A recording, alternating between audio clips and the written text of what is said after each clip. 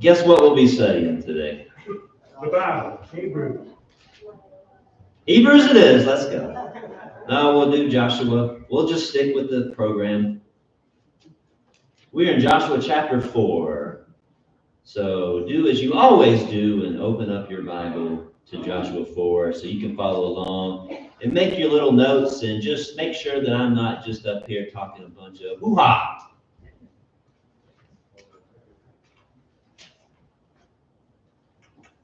So Joshua chapter 1, Joshua's kind of taking the lead, getting some orders from God. Joshua chapter 2 is where you find Rahab talking with the spies. And then the last chapter, Joshua chapter 3, they did what?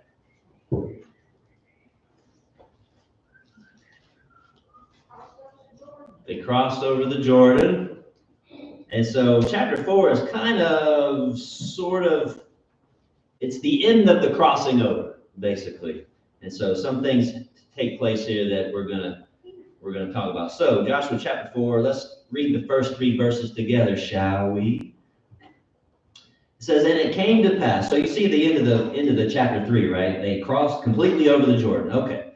And it came to pass, when all the people had completely crossed over the Jordan, that the Lord spoke to Joshua, saying, take for yourselves 12 men from the people, 1 man from every tribe, and command them, saying, take for yourselves 12 stones from here, out of the midst of the Jordan, from the place where the priest's feet stood firm. You shall carry them over with you and leave them in the lodging place where you lodge tonight. Okay, so that Joshua basically was told to stack some rocks, pretty much. And what's that? 12 rocks.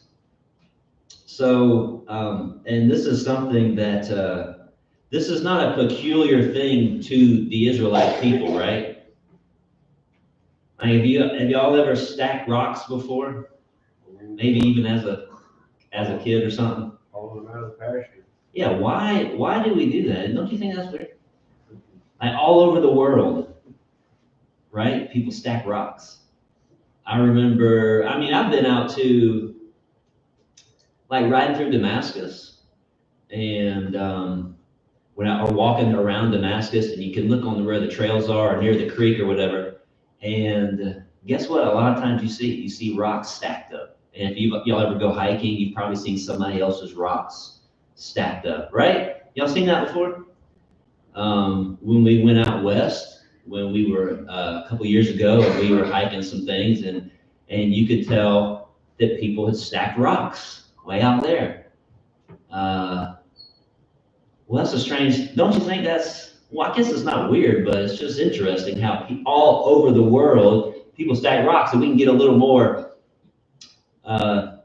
well-known rocks stacked at like Stonehenge, right?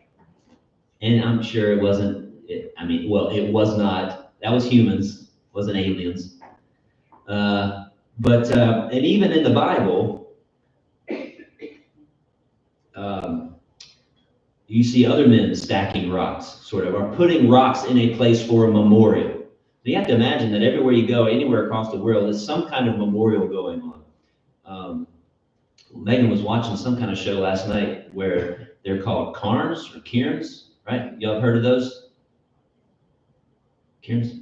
C-A-I-R-N-S, where it's rocks being stacked up, and these were actually supposedly done by Aztecs. And they would just stack rocks for whatever purpose that they had there. It could have been an altar, it could have been, for directional purposes to kind of find your way. Anyways, it's interesting. And so here we have some rocks going to be stacked. But you can go back and see where Jacob did this in Genesis.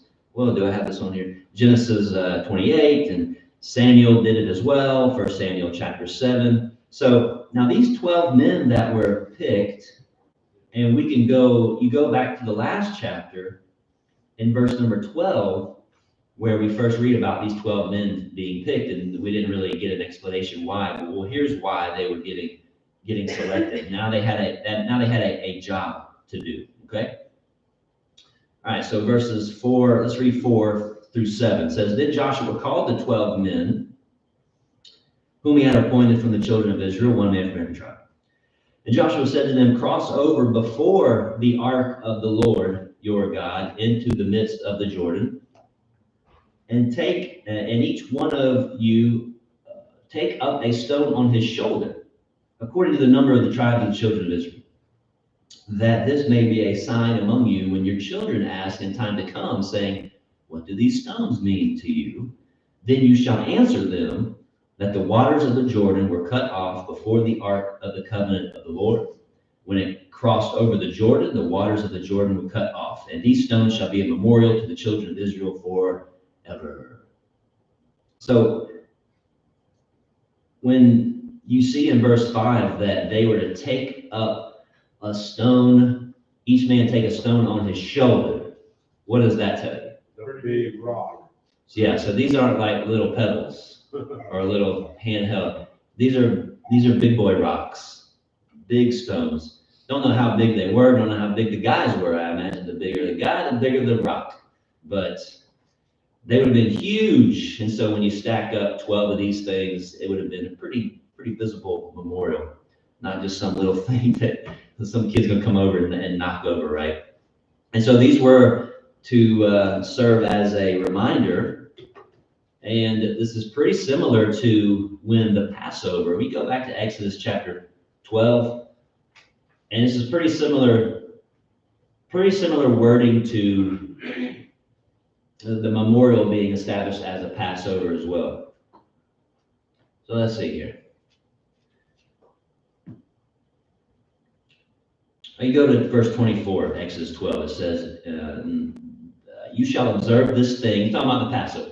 You shall observe this thing as an ordinance for you and your sons forever. It will come to pass when you come to the land which the Lord will give you, which is exactly what we're reading about right now, just as he promised that you shall keep this service. And we're going to read it, well, in chapter 5, they did. And it shall be when your children say to you, what do you mean by this service? It's the same thing. And you shall say, oh, it's a Passover sacrifice of the Lord, and he did this and that, and the people would be able to remember. Okay.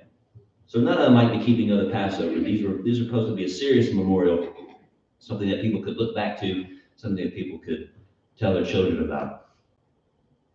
Any comments so far? Pretty simple, right? Pretty simple to picture all of this taking place in our minds. All right, verses 8 and 9. It says, and the children of Israel did so, just as Joshua commanded, and took up 12 stones from the midst of the Jordan, as the Lord has spoken to Joshua, according to the number of the tribes of the children of Israel, and carried them over with them to the place where they lodged, and laid them down there. Then Joshua set up 12 stones in the midst of the Jordan, in the place where the feet of the priests who bore the ark of the covenant stood, and they are there to this day. Now, was this confusing when you read through it, or did you catch that there's two sets of stones? Two memorials, two sets of stones, right? So they take out these humongous stones and they set them, and they take them to the place where they're going to stay, which is called, we're going to learn, is called Gilgal.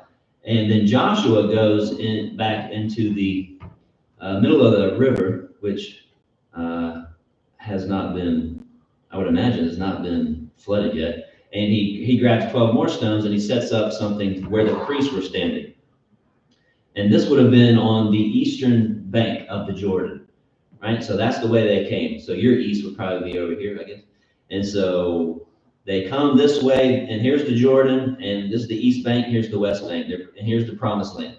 They're crossing over. The priest, if you remember, now this is the way I get it, this is the way I read it, where the priests, they're carrying the ark, and they step into as soon as they step into the Jordan, the water would have stopped. And so I don't believe the priest kept on going. I think they just stood right there. And then they let all the people pass by them and on and over. And then what Joshua did, he comes and he gets the rocks out of the middle, and he goes back to the priest and he sets up these 12 stones. Now, it makes sense that it was on the bank. It had to be some kind of decent sized stones, right? It had to be some decent sized memorial. Or otherwise, and it wouldn't have been in the middle of the river, because once the water came down, I mean, who's gonna look at the Jordan River and you're gonna then look through the water and try to find these 12 stones, 12 little pebbles that Joshua set up. That ain't gonna happen.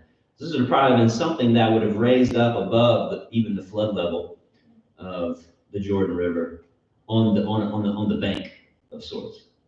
And it's there to this day, it says. Now, if we were to go over to the Jordan River today and try to find this exact spot and look at, you think we're gonna find these rocks? So does the Bible lie? No, that's when it was wrote. Okay, so when it was written, when this was written,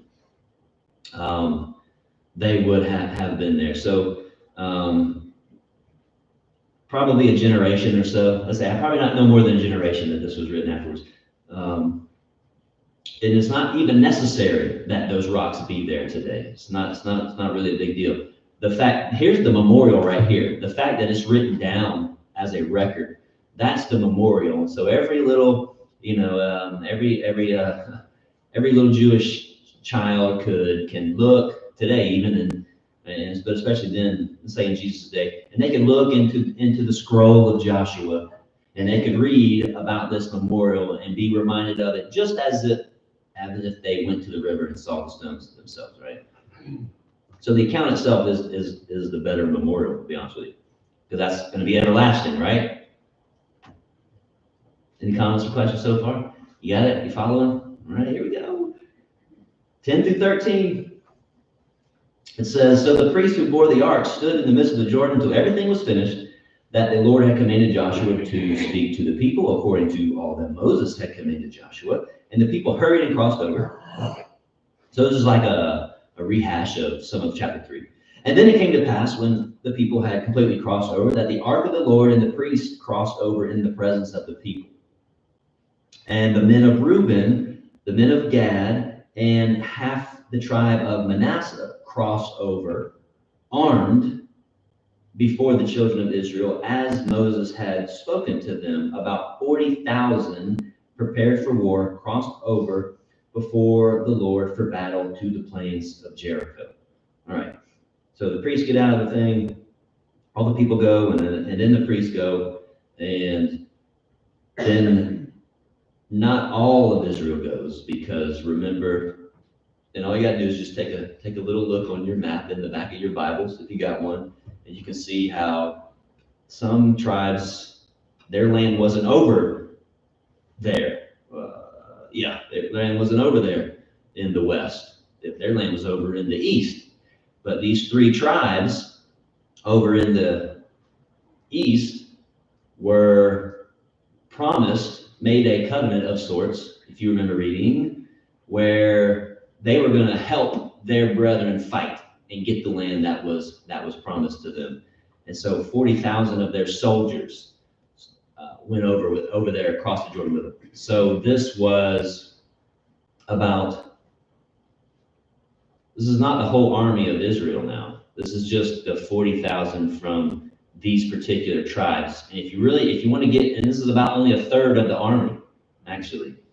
Now the other 2/3 of the army would have gone along with the women and the children and the elderly, and go ahead and settle their land on the other side, on the east side of the Jordan. And how I know all of this is because of the book of, can you guess? What book do you think where it would have all of these numbers of all the tribes and all the armies? Book of Numbers, maybe? That's right. And so if you go to the book of Numbers, if you are just really, really interested in reading a bunch of numbers, which is, you're going to figure some stuff out here, then you'll see the fighting, all the armies of each tribe, and you stick them all together, and you get a big number. The whole army of Israel now, the whole fighting, standing army of Israel at this time was just a little over 600,000. So it's not some little tiny militia crossing over. I mean, 600,000 fighting men is pretty good, right? I would think it's pretty good. Especially when you got God behind you, then you might as well just times that by 100. But okay. Chuck, Yes, sir. and just think about the logistics of this. You know, we think about crossing, I think about a creek here, or we cross and so forth. Like you said, there's 600,000 fighting. But all the tribes, how many people there were, we talked about. But did we say that they couldn't come within, what was it, half a mile, quarter mile of the ark? They couldn't get close to it? Yeah, as they were approaching the river, yeah. Yeah. Well, what about in the river? I assume they couldn't get that close to it either. So the water stopped, so it was probably a vast expanse. Yeah, we're gonna yeah. And that's why, and that, I don't know if I should say make it easy for God, but that's not really even, that doesn't even make sense. But the fact that it stopped instead of parting would have been, I don't know, the easier miracle. I don't even know if that's such a weird phrase. And that would have, like, when you stop the water 15 miles upstream, then it's gonna it's gonna drive the entire river, not just a tiny little section of it. Yeah. I never thought about, actually never thought about them remaining half a mile as away from the ark as they crossed.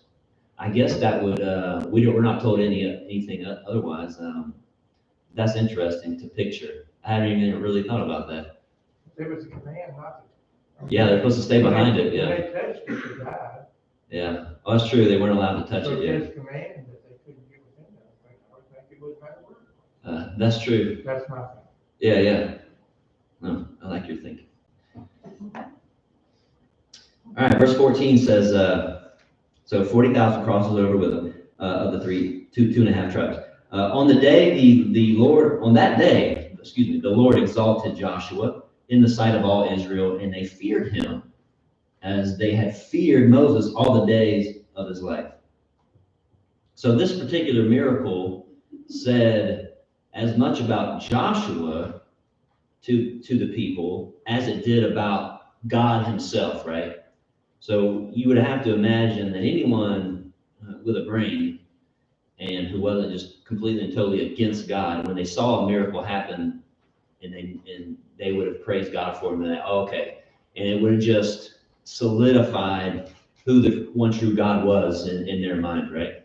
And so that would have happened certainly in the minds of the people. But it also, this text says, exalted Joshua as well, not to deity status, but it let them know, well, if anybody had any doubts about Joshua's position, should Joshua be leading us? I mean, I don't know, he's no Moses, but so if anyone was doing that kind of stuff, this should have dispelled all of that, should have quieted all of that. Now, when it says they feared Joshua, have I been saying Joseph?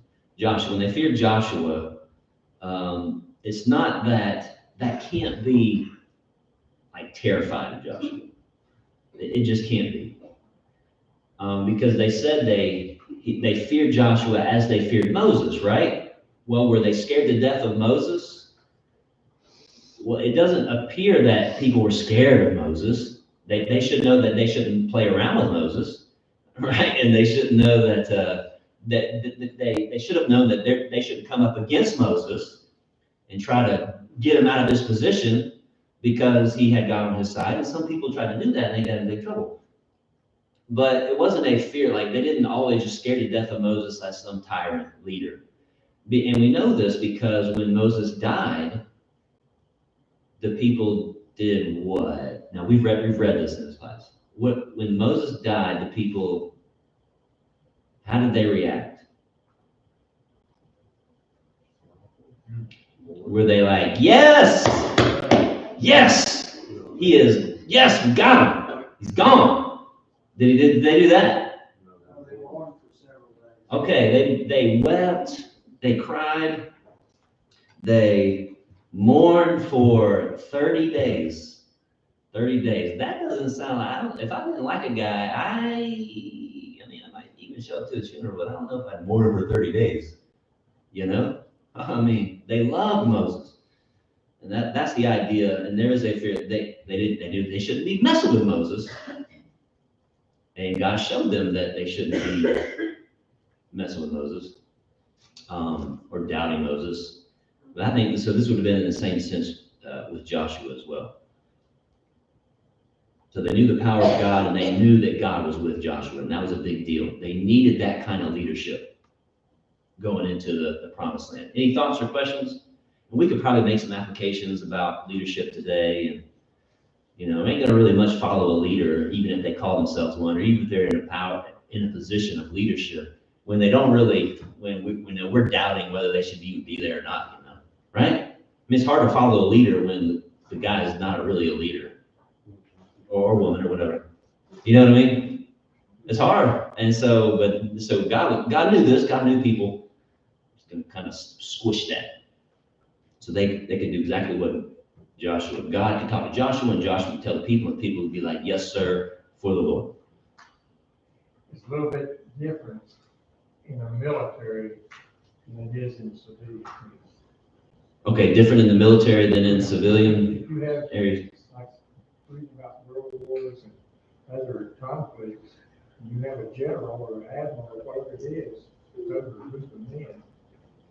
They have that same fear, respect, and admiration because, and you're taught in the military to respect the line of authority, and if they're not doing what they should, they're going to get defeated the same way there. In the military, I think you have more of a respect for your leaders than we do in a civilian.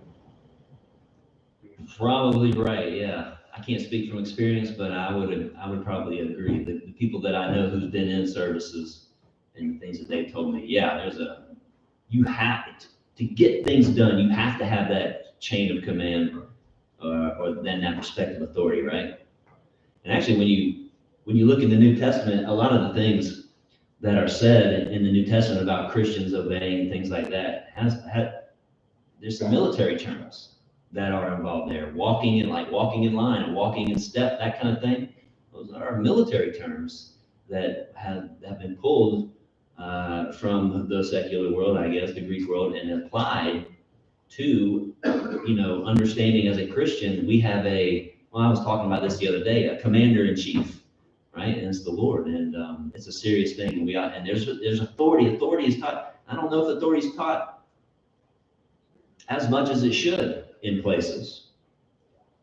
Those of you who have recently become Christians, and I'm talking just, in the past, I don't know, 20 years or so. I know the different age ranges here, but I mean, do you remember growing up when you weren't Christians, going to churches and hearing about the authority of the Bible? Maybe you did.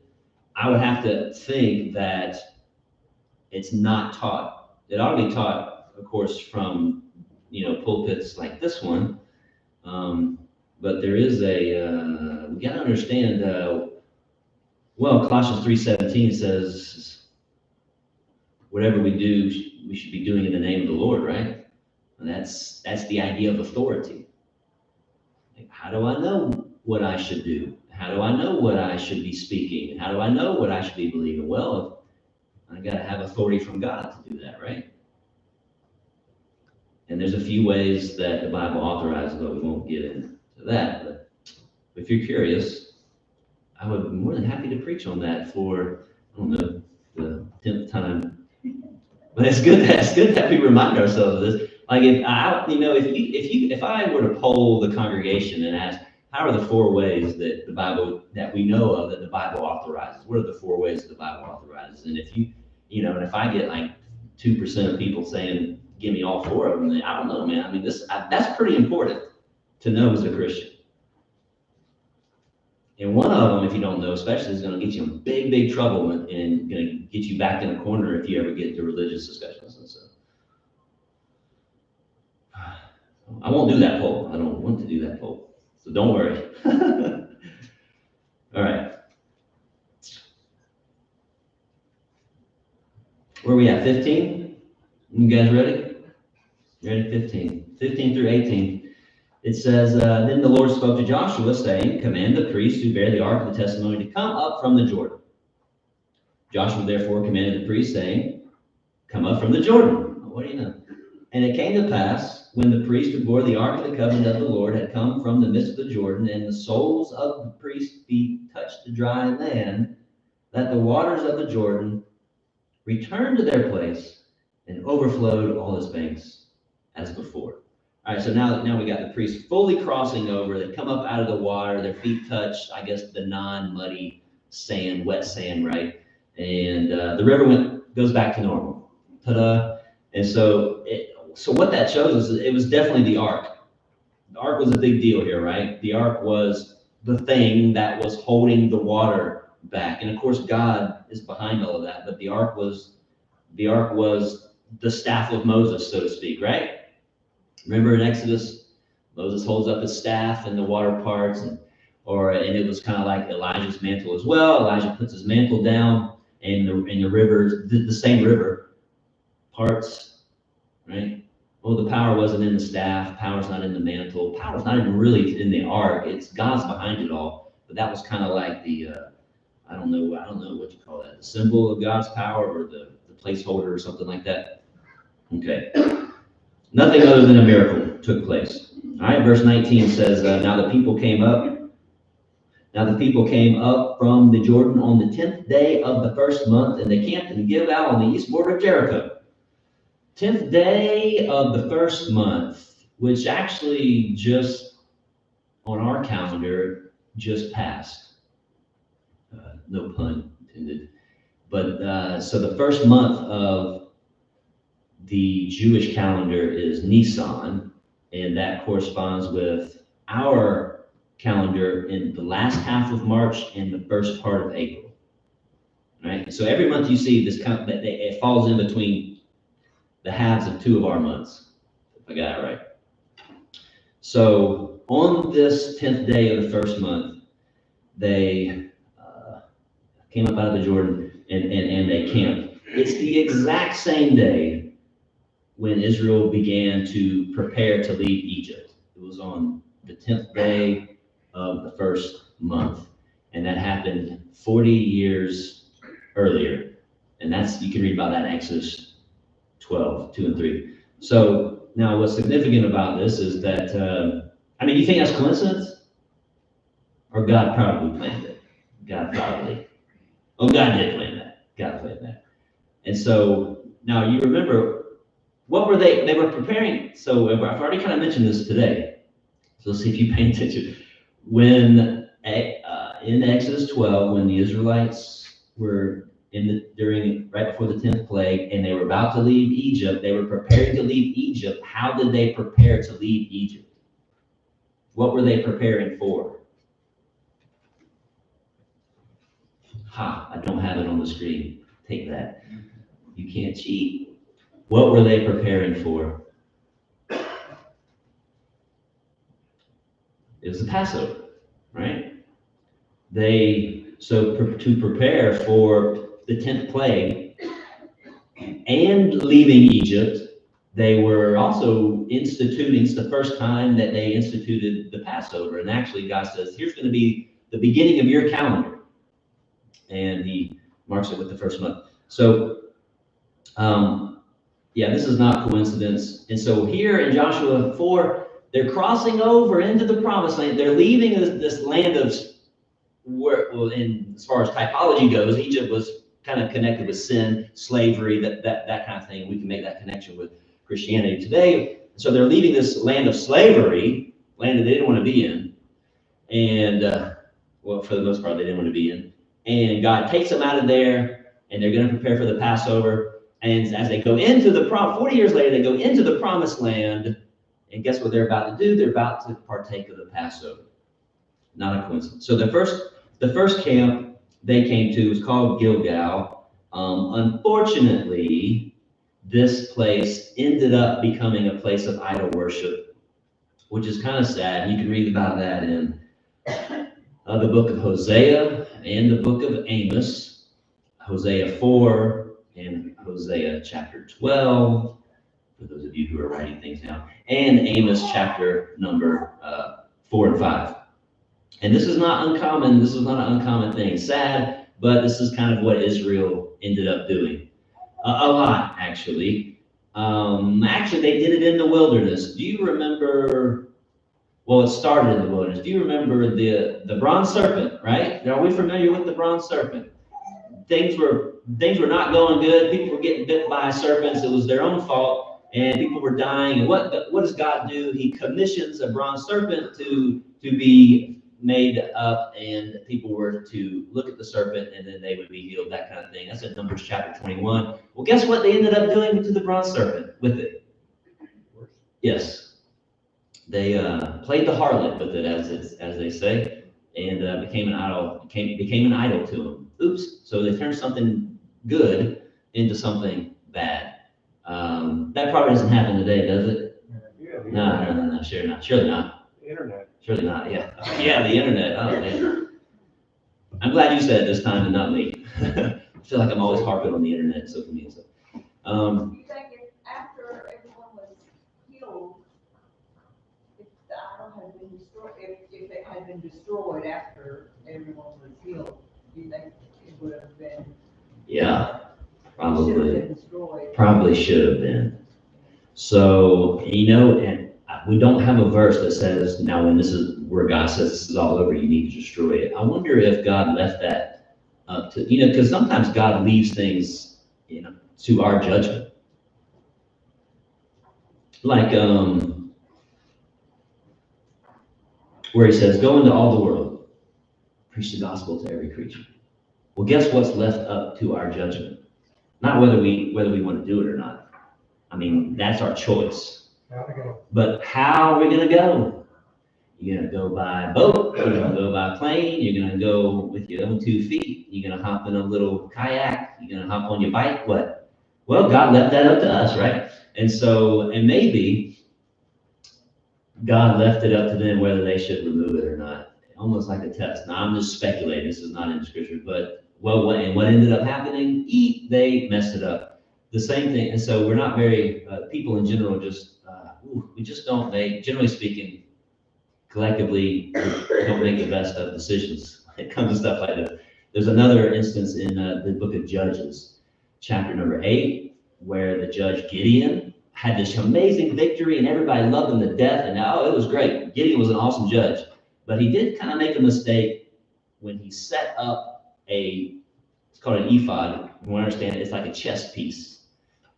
And he sets this piece up made of gold right in the middle of the town as a memorial to this great victory. Wow, I guess there's nothing wrong with that. We have memorials all over our country for the victories that we've had.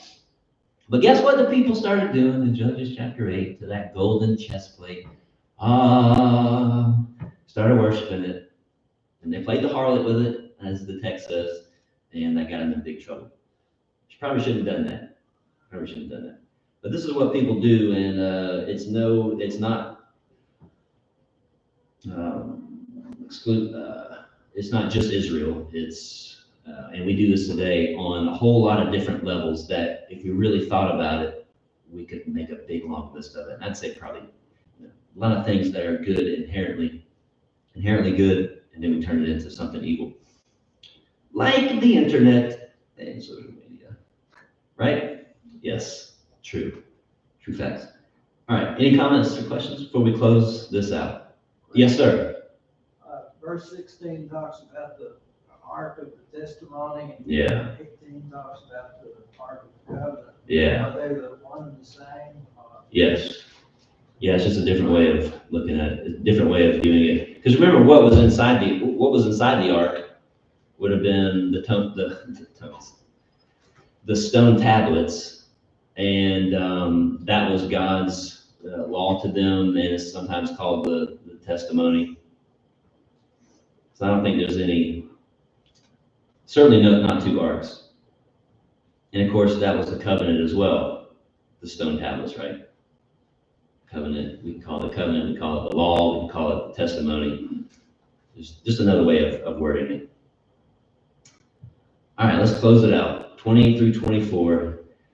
And those 12 stones, these are the big ones now, they took on their shoulders, which they took out of the Jordan, Joshua set up in Gilgal. And then he spoke to the children of Israel, saying, when your children ask their fathers in time to come, saying, what are these stones? Then you shall let your children know, saying, Israel crossed over this Jordan on dry land. For the Lord your God dried up the waters of the Jordan before you until you had crossed over, as the Lord your God did to the Red Sea, which he dried up before us until we had crossed over, that all the peoples of the earth may know that the hand of the Lord, that it is mighty, that you may fear the Lord your God forever. All right, so Joshua takes the stones, he sets them up in whatever way. I have no idea what it looked like. Doesn't really matter. Maybe he's building a little house with them. Doesn't matter. But this is kind of a repeat of 6 and 7. 6 and 7 is talking about the other stones that Joshua set up, and these are talking about these bigger ones. But this isn't how important this was. Not enough to make one memorial. This God wanted this in the minds of the people because, and don't we all know how badly we need reminders of things? Yes? This is how we need. Oh, it's bad. It's bad. We guys know we're the smartest creatures on the planet, but man, we forget. Man, we forget, and it comes out in our lives, and it comes out in our actions. Thankfully, God said for us to be together as often as possible, and thankfully, He gave us His Word to remind us of this kind of thing. Now, verse 24, you find 2 reasons for the miracle, for the crossing over the Jordan. Now, obviously, the immediate need. The very immediate, need was what? Why did he cross? Why did he split the Jordan? What was the very immediate, obvious need?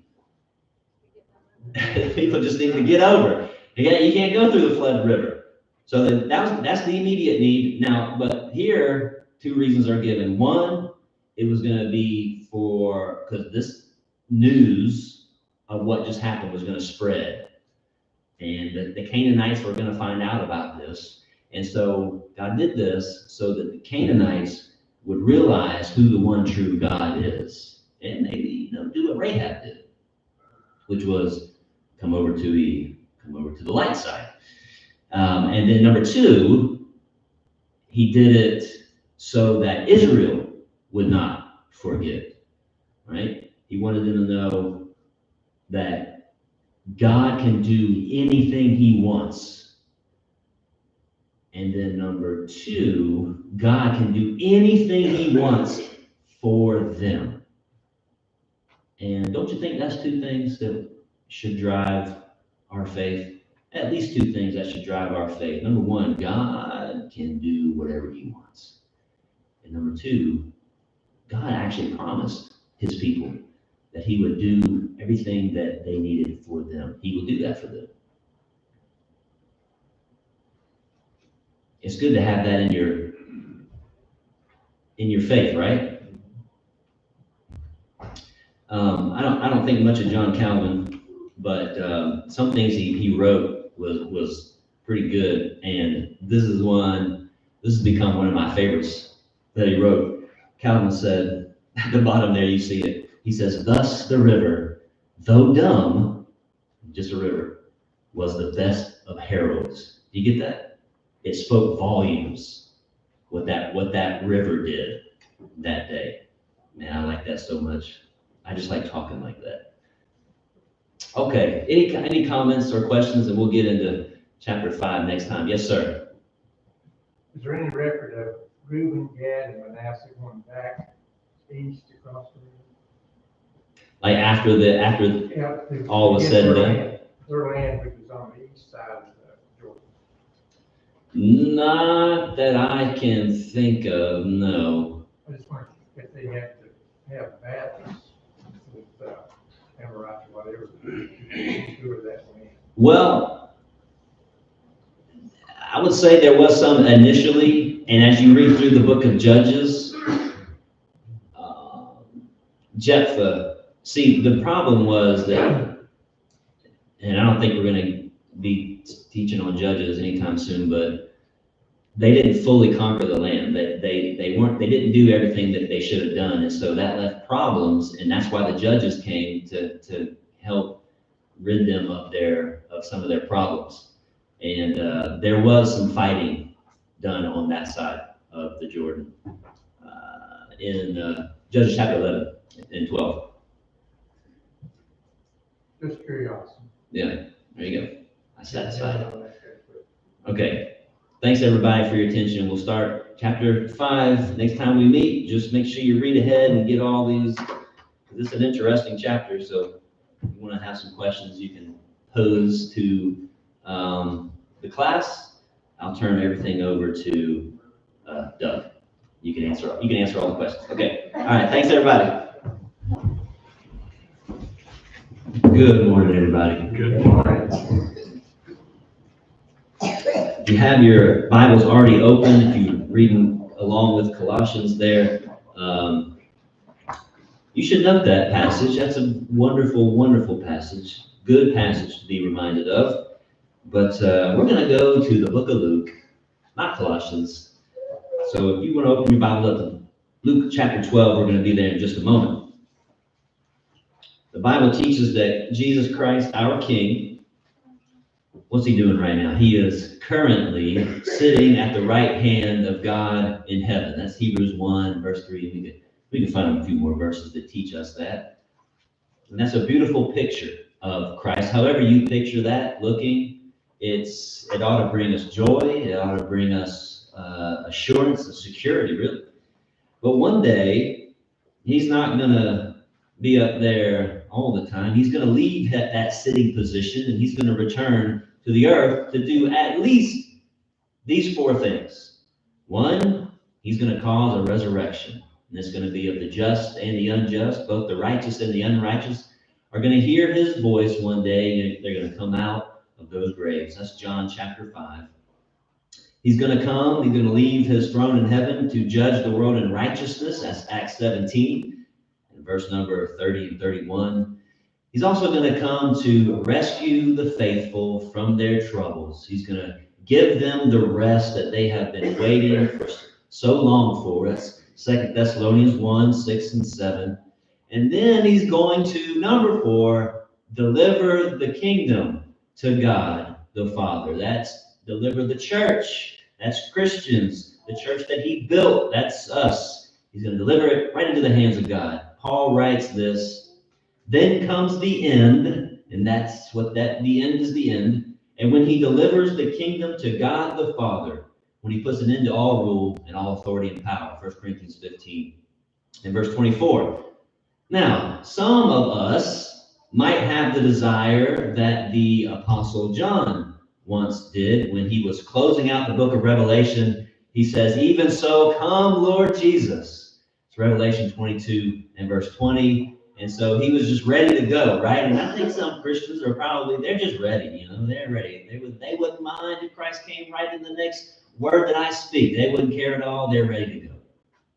But then others might feel like the Apostle Paul did at one point, where he wanted to go on to be with the Lord, right? I mean, and who doesn't?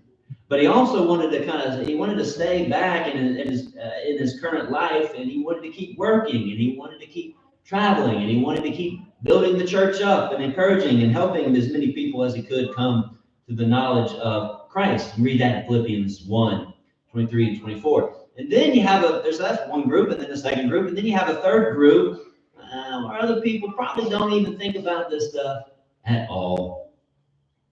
Totally oblivious, completely distracted by the world in which they live and the things that they have invited into their lives. They just say, they just out there.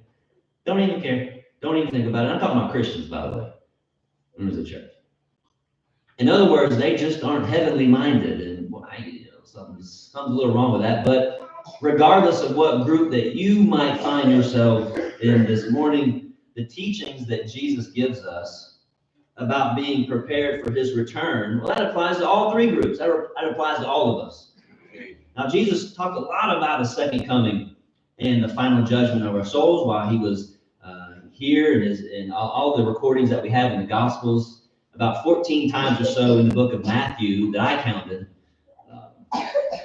Just in Matthew alone, he's talking about his coming back and the judgment that's going to take place and this and that. But we're going to hop over to the Gospel of Luke in chapter 12 to a passage that some call the parable of the watchful servants. And that starts in verse number 35. And what this parable, you can call it a parable or not, it gives us a glimpse into the kinds of things that Christians ought to be doing while they are waiting for their King to come back. So I'm gonna tell you what, we're gonna kind of break it up 35 through 48. I'm gonna break it up into 4 little sections here, and I'm gonna tell you what we learn, and then we're gonna read, and then I want you to see if that's exactly what we're learning. Okay? So Luke 12, starting in verse number 35. But here's what we learned first: that Christians ought to be watching and waiting, and we need to be doing so patiently, being ready to answer our master when he comes. All right? So here's what we've got. Luke chapter 12, starting in verse 35. He says, "Let your waist be girded and your lamps burning, and you yourselves be like men who wait for their master when he will return from the wedding, that when he comes and knocks, they may open to him immediately. Blessed are those servants," verse 37, "whom the master, when he comes, will find watching. Assuredly, I say to you that he will gird himself and have them sit down to eat, and will come and serve them. And if he should come in the second watch, or come in the third watch," that is, whatever time of night, it doesn't matter, "and find them so, blessed are those servants." Waiting, watching, ready to answer, right? Now, in verse 35, well, the King James says, "Have your loins be girded about." Well, that sounds a little, I don't know. We just don't talk like that, do we? All verse 35 is teaching us, telling us to be prepared. Have your loins girded about. The idea is really to have your belt on.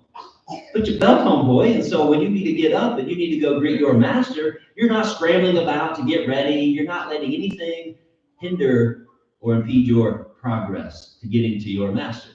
And he says your lights need to be on, basically. Your lamps need to be burning.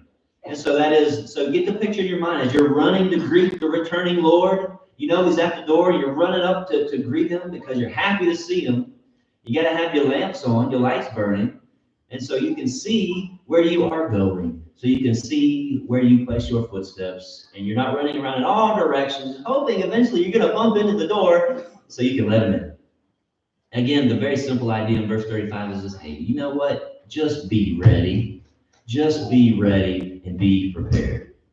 In verse 37, you find that the servants who are called blessed, they are the servants who are going to be watching. And that word simply means just to be awake. You got to have awake, servants that are awake. We can't be sleeping on our faith, right? You get that?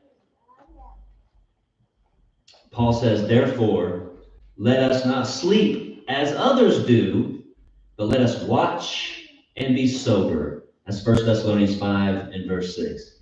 So watching says, just be awake, just be alert. Now, what watching does not mean in this text or any other text is interpreting. Do you think it's weird that I had to say that? Do you think it's weird that I'm telling you that? Why do you think I'm telling you what watching does not mean? And of course we don't know it means, of course we know it means, it doesn't mean interpreting. Now there's plenty of other words for that. Well, you know what? I've heard this taught, and just very recently taught that that's what that means. And so if you have never heard that before, I want you just to be up on things. I want you to know. And so you never get put in that corner when someone says, no, that means you got to be interpreting the signs of the times. That's not what that means. Many interpreted, you remember what happened last Monday? Some crazy big event happened last Monday. You know what it was? So many interpreted Monday's total solar eclipse as a sign of Jesus' return. Well, I haven't seen him. You guys seen him? What did he say? What did he look like? I didn't see him. Now others will say, well, no, of course after the fact. Others say, well, no, that's, the total, which I didn't even see the eclipse. I don't know what you guys, it's cloudy over here. Others say, well, it's a sign of the beginning of Christ's return. That's what it was. Not his actual return, but that's going to mark the beginning of this long process of where he's coming back. That's not in the Bible. That's not even a thing. It's a thing out there, but it's not a thing in the Bible. Jesus is coming soon, we hear. Just like we heard it in 2017 with the last total solar eclipse, which I was able to see. It was really, really cool. I didn't see no Jesus up there. Just like we heard Jesus is coming soon 5 years ago. Before that, 5 years before in 2012 and 2011. I'll get to that in a second. Just like we heard Jesus is coming soon, as all of our clocks ticked ever so closer to the first midnight of the year 2000. Remember that? Whew, boy. Jesus is coming soon, we heard in the 90s, and we heard in the 80s, and we heard in the 70s, and we heard it in the 60s, and we heard that message preached 100 years ago, 200 years ago, 300 years ago. You see where I'm going with this? Christians are encouraged to be on watch. That is, awake, on guard, so that nothing is going to prevent them from having their waists girded and their lamps burning. That is, being prepared. On to Luke chapter 12, verse 39.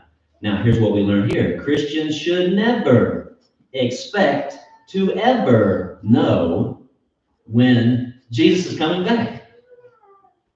What does this say? 39 and 40. Jesus says, but know this, that if the master of the house had known what hour the thief would come, he would have watched and not allowed his house to be broken into. Therefore, you also be ready, for the Son of Man is coming at an hour you do not expect. Oh, so many misguided folks. And I mean good, sincere, honest, just great people, great citizens, love them to death. So many misguided folks have put their faith in so-called modern day prophets for so long now, so long. I can't believe this is still going on, thinking that an actual date, an actual time can be set. But the fact that no one could ever possibly know the hour, it is so clearly put forth in the scriptures that it just leads me to believe, I'm sure you believe it too, that no man or no woman has ever been actually sincere in their predictions, but only serving their own self-interest. You might remember, y'all remember, what was it, 12 years ago? It was December 21st, 2012, and all this big hoopla about the Mayan calendar. Y'all remember that? So the ancient Mayan calendar stopped on that day. It was the last day on the calendar, whatever that calendar looked like. And supposedly that meant, well, the Mayans must have they had some kind of foreknowledge about the end of the world. So the calendars, when a calendar stops, the end of the world. You know, I remember that one time I was in my living room. I was looking at that calendar that we had on the wall, and I noticed that there was not a sheet behind the December sheet. Like we take off the big count, take off the December, and or you take off November, and boom, behind it was December. Well, we come to December of 2023, and there was no sheet behind it. And I remember thinking, this must be it. Megan comes in, honey, what's wrong? Honey, there's no January. It's the end of the world. You think I did that?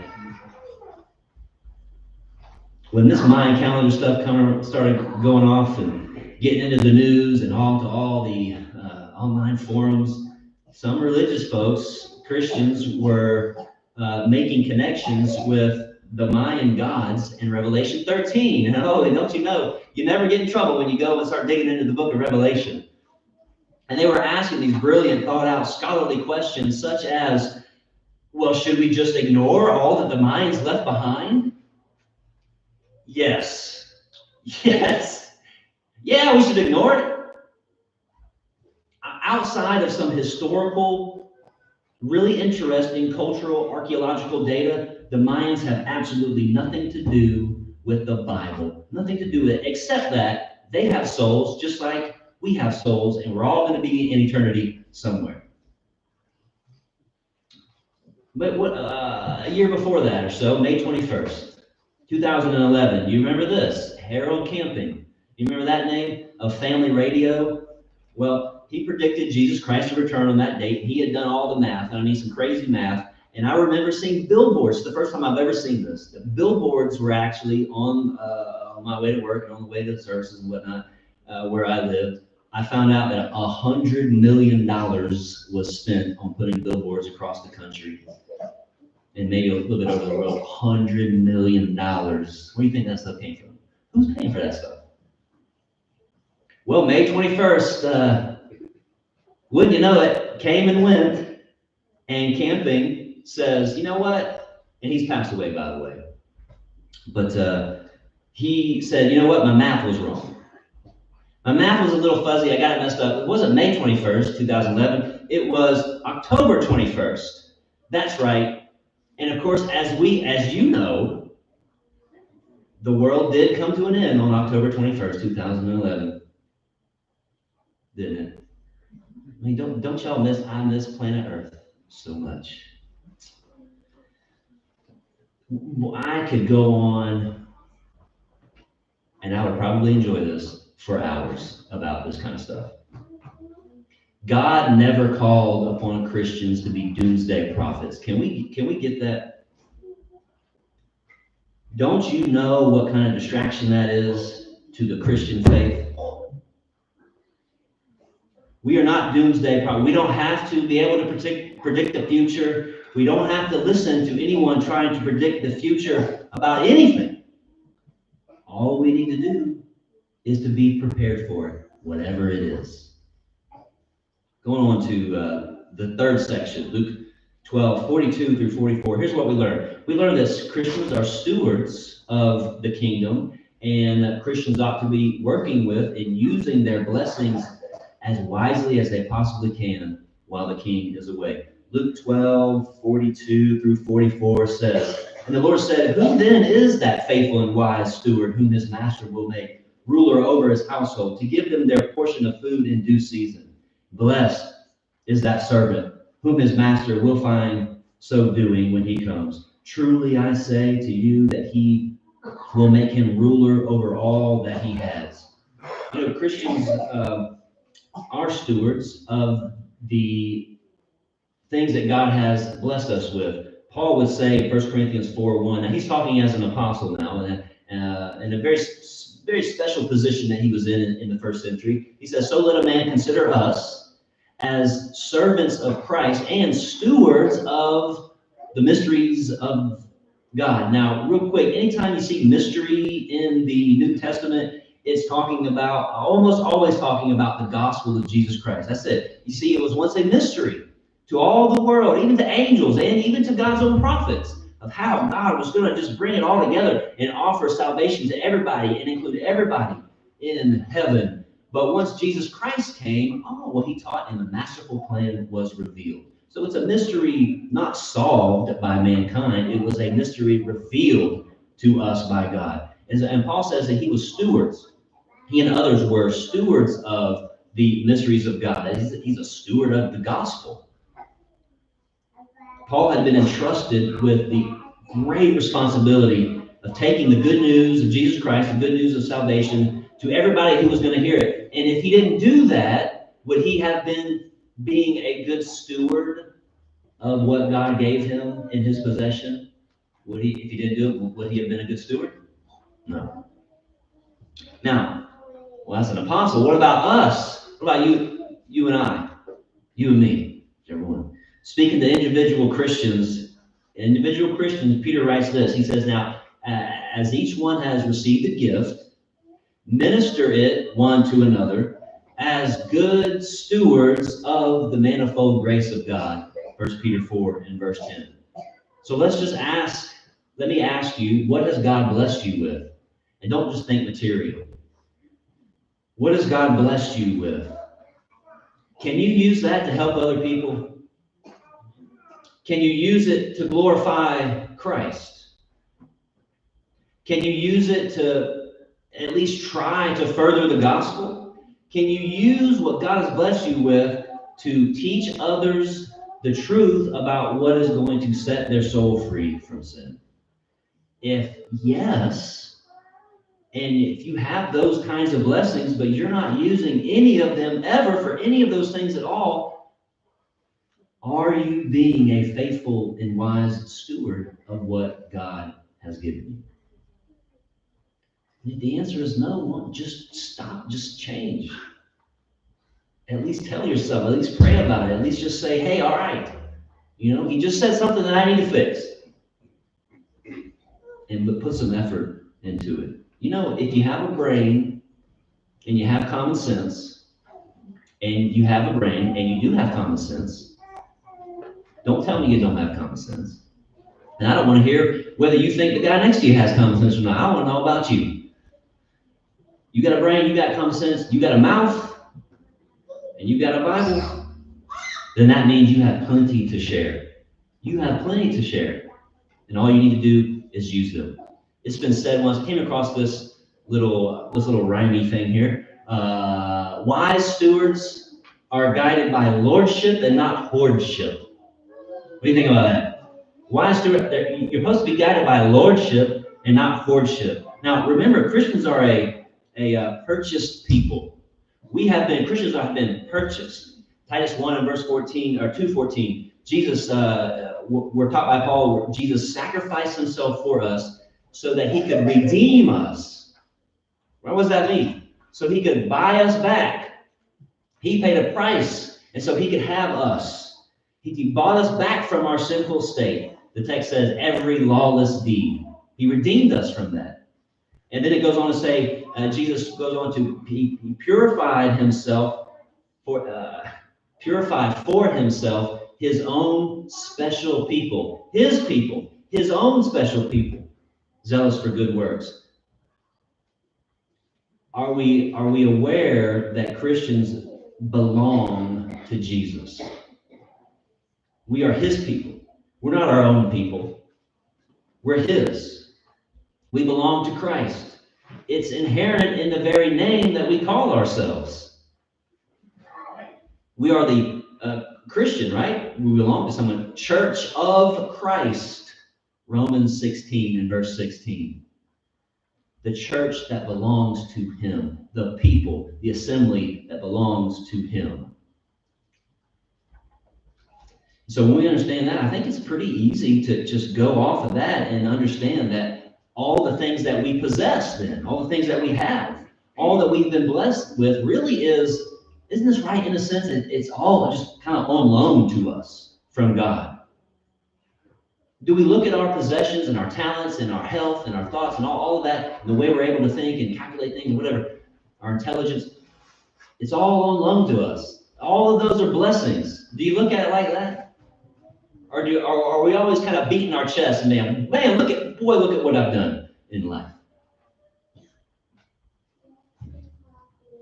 It's not really ours. Especially considering that no matter where we go, when we die, none of it's coming with us. Especially our material things. Wise stewards are guided by lordship and not hoardship. And so don't you think that we ought to be thinking pretty carefully and very thoughtfully about how we use and how even we share our material blessings in life, at least. There's a story of an elderly man. He would come to the congregation. He had a very early Bible class, and he would come, and the preacher's little boy was there, but this elderly man, he would always come with donuts. And he said, and him and the little boy got along so well, and he would break his donut in half and give it to the boy every morning. Big donut. And one day the little boy came in, he had big old bag of Cheerios, right? Big old plastic bag of Cheerios, and the old man, he comes up to him and jokes with the little boy a little bit, and he says, Can I have some of your Cheerios? And the boy just nods, and he looks down in his bag, and he goes into some deep thought. And then he reaches down there, pulls out one Cheerio, breaks it in half, and gives it to the old man. If we do that kind of thing with our blessings, are we being guided by lordship or by lordship? What do you think? Here's the last section. Verses 45 through 48. Here's what we learned. While we're waiting for our King to come back, we need to be aware of complacency. We need to be aware of apathy. Oh, and we need to be aware how easy it is to get off track and slip right into sinful living and right out of the graces of God before Christ comes back. Here's what it says. Verse 45 of Luke 12. But if that servant says in his heart, my master is delaying his coming. Now, let me stop right there. I'm telling you, this is a problem. This is our big problem.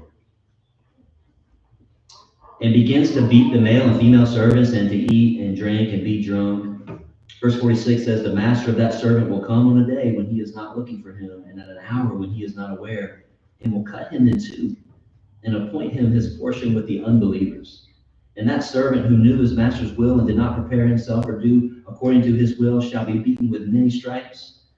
But he who did not know, yet committed things deserving a stripe, shall be beaten with few. For everyone to whom much is given, from him much will be required, and to whom much has been committed, of him they will ask the more. Let me talk about that delaying part there in verse 45. You know, from our perspective, we could easily begin to think, you know, Christ, like, man, he's been gone a while. He's delayed his coming. And it's probably not going to be anytime soon, probably not even in my lifetime. But from God's perspective, time has barely moved at all, if at all. Peter writes, but beloved, do not forget this one thing. I wonder how many times Peter wrote that. He said, here's this thing, don't forget it. That with the Lord, one day is as 1,000 years, and 1,000 years as one day. 2 Peter 3 and verse 8. Now, there's no need for us to take that and run with it and make it literal. I think Psalm 50 and verse 1 says, the cattle on 1,000 hills belongs to God. 1,000 on the cattle hills is mine, God says. Well, that means only 1,000. He's only got 1,000. Or is that saying that he's got them all? That he's got them all. All belongs to him. That's what he's saying. So when we read this about 1,000 years being one day, 1,000 years, Peter's simply teaching that time doesn't mean anything to God like it does to us. And there's certainly no delay in Jesus' return. You don't think he's delaying, do you? Now, do you think that God knew the day and the hour and the exact moment of Christ's first coming, his birth? Well, he had to have. He had to have known that. I think when you read in the phrase, the fullness of times in Galatians 4:4, that implies that God knew exactly when he was going to do that and with whom. And so don't you think that God knows the day and the hour of Christ's second coming? I mean, right down to the second. He does. He does. Mark 13, verse 32 is just one place to show that. And so the Bible multiple times points to Jesus coming at any moment. At any moment. Yet, people, non-Christians and Christians, they live and they act as they should not. And you know what that suggests? It suggests that they believe that there's going to be just plenty of time to get things right. Plenty of time to make that oh so coveted deathbed confession. Well, I'll wait till I get out of high school. Oh, I'll wait till I get out of college. I'll wait till this bad thing passes over and then I'll come around. I'll wait till I meet someone and get married. I'll wait till I have children. I'll wait till the children are out of the house. It'll be easier. I'll wait till I'm over this sickness. I'll wait till I'm dead. Is that what we're doing? Now, Jesus doesn't paint the prettiest of pictures in verse 46 and 48, does he? You see, cutting them in two, cut the servant in half. I don't think we need to be looking too much into that, except to say that he's talking about a severe punishment, a flogging, a scourging. It's an idiom, I believe, but the idea is one of severe punishment. And you know what's good about it? You don't have to face that. That's something that we can avoid. We can say, no, I don't like that, so I'm going to do whatever I got to do to not get that. Verse 47 and 48, now here's the thing. We're going to close with this. Shows us that knowledge and opportunity should matter to us. So what we read in 47, 48, you have two servants, two lost servants. They're lost. We know that they're lost because nowhere in the Bible does it teach that the saved are going to receive stripes. There's no purgatory. There's no, well, we did everything we possibly could, but we had a little sin left on our soul, and so we got to go to this place in the afterlife to burn it off, singe off the outside so we can be even more pure, and then we get to go to heaven. It's not in there. It's not in the Bible. Purgatory is not a thing. The righteous will not receive any stripes. So these two lost servants, guilty servants, they received two different punishments. And each punishment was based upon their knowledge of the master's will, and I would also include the opportunities that the master gave them. Knowledge and opportunity ought to mean something to you. Now, we could go on and we can talk about how this passage teaches that there are going to be varying degrees of punishment in hell come judgment day. I think that's right. But all I want you to do, all I want you to take away from this is that the punishment came to that servant because he thought the master was delaying. Get that. Do you think Christ is delaying his coming? You think God doesn't know when exactly it's going to happen? Do you think you have time to get it right and get your life right? And why do you think that? Oh, the servant's saying the master's not coming. He's putting off. And so I guess I get to put off my duties and I get to put off my faithfulness to the master. And what the servant did was become complacent. He became apathetic. He became neglectful, mean even, right into sin, becoming oblivious to the spiritual consequences that he was going to soon be reaping. I read once where the dumbing down of America. No one thinks our country's getting any dumber, do you? I think we would all say we are. The dumbing down of America, someone once said, is not due to some outside force. Not due to someone else's economy, not due to terrorism or whatever it is. It is due because of the country's own collective ignorance and complacency. That's why we're becoming less of a great nation. And it's not a stretch to say, though, to apply that right to the 21st century church. Individual, and how we let's avoid that. And how we're going to do that is individual Christians and congregations as a whole, all we got to do is be determined. We're not going to let those kinds of labels define us. And we're not going to let passages like 47, Luke 12, 47 and 48 describe us either. We got to be determined to do that. Now, I'm not saying that these passages don't apply to us. They absolutely apply to us, but they're given to us. Jesus taught these to us so that to help us not be these kinds of servants that are going to be woefully unprepared when he comes again. So what should we be doing? Let's recap real quick. While our Savior and our King and our Master sits upon his throne in heaven, and he's waiting for the day of his return, what should we be doing while we are waiting? Well, patiently watching and being ready to answer him when he comes. We don't need to be expecting to ever know when Christ is going to come back. Stop looking for the signs. I have a feeling deep during that solar eclipse and all that junk. Did y'all get wrapped up in some of that online stuff? Because deep down, I think there's a part of a lot of Christians who go, yeah, I know what the Bible says, but what if? And you scare yourself a little bit. You don't have to do that. Stop that. You don't have to do that. Don't get distracted by that kind of junk. We need to be being good stewards of the kingdom.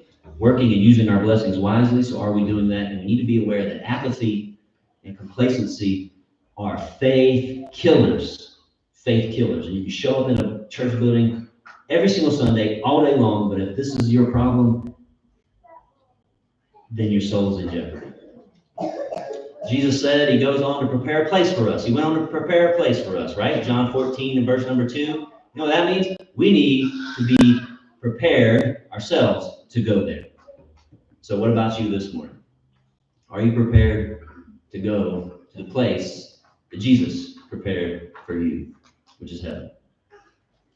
You might believe the gospel, but you need to have obeyed the gospel as well. It's Hebrews 5 and verse 9. If you haven't obeyed the gospel, then you are lost in your sins.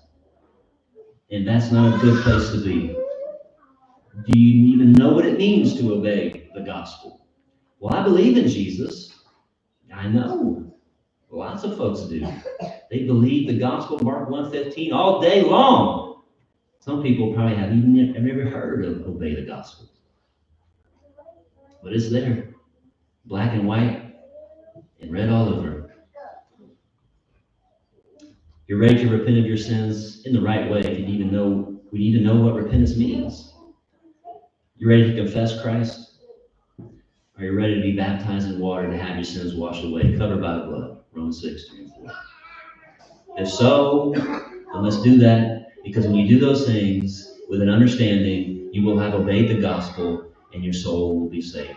And all we need to do is live faithfully until we take our last breath. Are you ready to do that kind of thing? Maybe you have obeyed the gospel. You know exactly what I'm talking about. But you have not been being that good steward. The servant that is patiently watching for Christ's return. You've been thinking that he's delayed, and you've been thinking that you've got plenty of time to get things right. Why do you do that? Why do you do that? Stop torturing yourself. If you need to come back home, won't you do it right now? The invitation is open. If you need anything at all, I hope you come forward and let somebody know. Let's stand and sing together.